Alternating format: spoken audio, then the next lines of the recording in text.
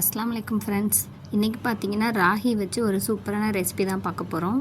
ராகியில் வந்து எக்கச்சக்கமான சத்துக்கள் இருக்குது. இந்த மாதிரி முளைக்கட்டி எடுக்கும்போது நமக்கு பெனிஃபிட் பார்த்திங்கன்னா டபுளாக கிடைக்கும். உங்களுக்கு தேவையான ராகி எடுத்து நல்லா 2-3 தடவை வாஷ் பண்ணிவிட்டு அதில் கல் இருக்கும், அதனால் பார்த்து நல்லா வாஷ் பண்ணிக்கோங்க. வடிகட்டி நல்லா ட்ரைன் பண்ணிவிட்டு ஒரு காட்டன் துணியில் போட்டு இது மாதிரி கட்டி வச்சுருங்க. நல்லா டைட்டாக. ஒரு நாள் ஃபுல்லாக அப்படியே இருக்கணும். மறுநாள் பார்த்திங்கன்னா லைட்டாக முளை விட்டுருக்கோம். நமக்கு நல்லா முளைச்சி வரணும் அப்படின்னா ஒரு 2 டேஸ் ஆகும். 2 டேஸ்க்கு அப்புறம் பார்த்திங்கன்னா இதே மாதிரி நல்லா முளைச்சி வந்திருக்கும். நம்மளோட ஸ்ப்ரவுட்டட் ராகி சூப்பராக ரெடி ஆகிடுச்சு. இந்த முளைக்கட்டின ராகியில் பார்த்திங்கன்னா நோய் எதிர்ப்பு சக்தி அதிகமாக இருக்குது.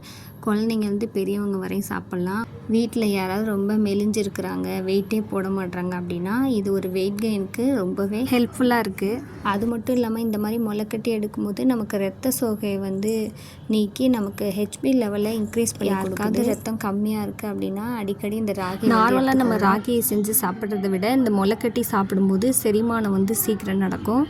டைஜஸ்ட்டுக்கு ரொம்பவே ஹெல்ப்ஃபுல்லாக இருக்குது. அதனால் பெரியவங்களுக்கும் குழந்தைங்களுக்கும் தாராளமாக கொடுக்கலாம். நீங்கள் ராகி சாப்பிட மாட்டேன்ற குழந்தைங்களுக்கு லட்டு மாதிரி பண்ணி கொடுக்கலாம். அவங்க எப்படி சாப்பிடுவாங்களோ அந்த மாதிரி நீங்கள் கொடுங்க.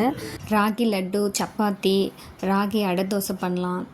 ராகி கூழ், இது எல்லாமே ரொம்பவே ஹெல்த்தியாக சூப்பராக இருக்கும். ட்ரை பண்ணி பாருங்கள். ராகி லட்டு பண்ணும்போது மாவு அரைக்கும்போது அது கூடவே முந்திரி, பாதாம் சேர்த்து அரைச்சிருங்க. அது கூட நாட்டு சர்க்கரை சேர்த்து ஆட் பண்ணி நெய் சூடாக காய்ச்சி ஊற்றி லட்டு உருண்டையாக பிடிச்சிங்கன்னா சூப்பராக செம்ம எம்மியாக டேஸ்டியாக இருக்கும். இது வந்து பிளட் சுகர் லெவலில் கண்ட்ரோலாக வச்சுக்க ஹெல்ப் பண்ணுது. பார்க்குறக்கு எவ்வளோ அழகாக முளைச்சி வந்திருக்கு பாருங்கள். இந்த மாதிரி முளைச்சி வந்தவொடனே அப்படியே எடுத்து ஒரு தட்டில் மாற்றி ஒரு நாள் அப்படியே காய விட்டுருங்க. அதுக்கப்புறமா மிக்சியில் போட்டு பவுட்ரு பண்ணி வச்சுக்கோங்க. இது தட்டில் மாற்றிட்டு காய வச்சது. இதை வந்து நான் அரைச்சிட்டு நான் வந்து முருங்கைக்கீரை அடை தான் பண்ணி கொடுத்தேன் பசங்களுக்கு. 2 கப் மாவு எடுத்திங்கன்னா ஒரு கப் அளவுக்கு முருங்கைக்கீரை சேர்த்துக்கலாம். உங்களுக்கு எவ்வளோ தேவையோ அவ்வளோ ஆட் பண்ணிக்கோங்க.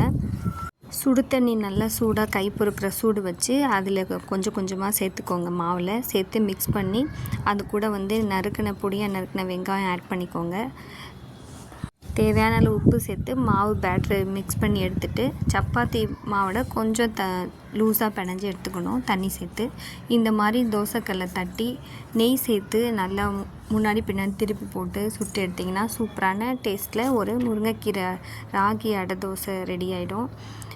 பசங்களுக்கு கொடுக்குறனால நான் நெய் சேர்த்துருக்கேன். நீங்கள் வந்து ஆயில் சேர்த்து சுட்டு எடுத்துக்கலாம்.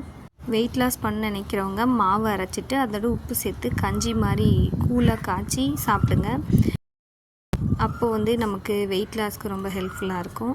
இந்த மாதிரி வாரத்தில் ஒரு தடவையாவது பசங்களுக்கு ராகி ஆட் பண்ணி கொடுங்க. அவங்களுக்கு சளி பிடிக்காது, அவங்களோட ஹெல்த்துமே நல்லாயிருக்கும். போன் வந்து ரொம்பவே ஸ்ட்ராங்காக இருக்குது. அந்த ராகி ஹெல்ப்ஃபுல்லாக இருக்குது. அடிக்கடி செஞ்சு சாப்பிடுங்க. என் பசங்களுக்கு இந்த வெங்காயம் இதெல்லாம் பிடிக்காது. சேர்த்து எதுலையாவது செஞ்சோன்னா அவங்களுக்கு எப்படியாவது நம்ம கொடுத்தாகணும் இல்லையா ஹெல்த்தியாக. அதனால நான் இந்த மாதிரி கொடுக்கும்போது அவங்க ரொம்பவே என்ஜாய் பண்ணி சாப்பிட்டாங்க. இன்னும் வேணும் அப்படின்னு கேட்டு வாங்கி சாப்பிட்டாங்க. இன்ஷால்லா நீங்களும் இது மாதிரி ட்ரை பண்ணுங்கள்.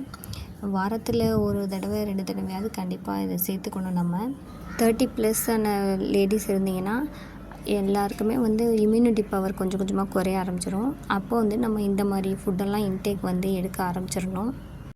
நமக்கு ஒரு எனர்ஜி இல்லாத மாதிரி இருக்கும். நம்ம டெய்லி ரொட்டீனுமே பண்ணிகிட்டே இருக்கும்போது டயர்டாகவும் ஃபீல் பண்ணுவோம்.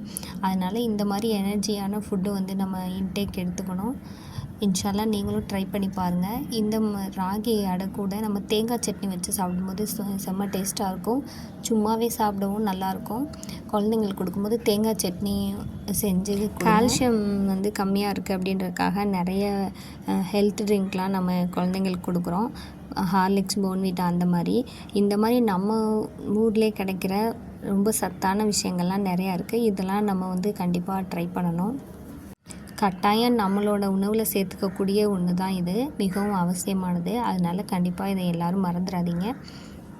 இப்போ நிறையவே எல்லோரும் பழைய மாதிரி சேஞ்ச் ஆகிட்டு வராங்க. எல்லாருமே ராகி, சாமை, குதிரைவாலி அந்த மாதிரி நம்மளுடைய தானியங்களை வந்து எல்லாருமே இப்போ சமைச்சு சாப்பிட ஆரம்பிச்சிட்டாங்க. வெளிநாட்டிலையும் பார்த்திங்கன்னா ரொம்பவே எல்லோரும் வாங்கி செய்ய ஆரம்பிச்சிட்டாங்க. இவ்வளோ ஹெல்த் பெனிஃபிட்ஸ் இருக்கிற ராகியை நம்ம வாரத்தில் 2 தடவையாவது நம்மளோட உணவில் சேர்த்துக்கணும். ஒரே மாதிரி செஞ்சு கொடுக்காம டிஃப்ரெண்ட்டாக ட்ரை பண்ணி உங்கள் குழந்தைங்களுக்கு கொடுத்து என்ஜாய் பண்ணுங்கள். தேங்க்ஸ் ஃபார் வாட்சிங். அஸ்ஸலாமு அலைக்கும். இன்னொரு வீடியோவில் பார்க்கலாம்.